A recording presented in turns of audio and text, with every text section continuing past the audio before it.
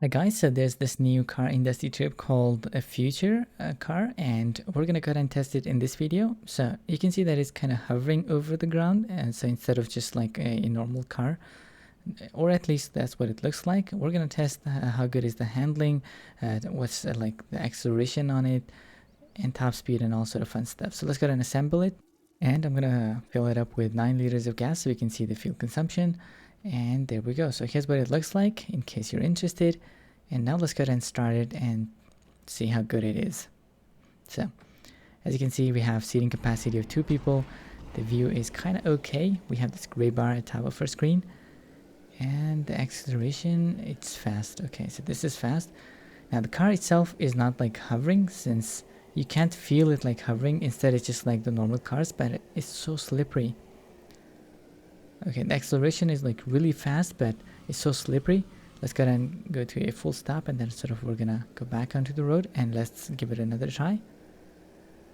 Yep, so the acceleration is like amazing. It gets to top speed super quickly, and you can see that the meter is either broken because we're at 300 kilometers an hour speed, but the meter at our top of our screen is also moving pretty fast. But there's smoke coming out of my engine. I don't know. Maybe it's just like the Speed Demon car, but it's a bit slippery. The handling is not as good as the Speed Demon.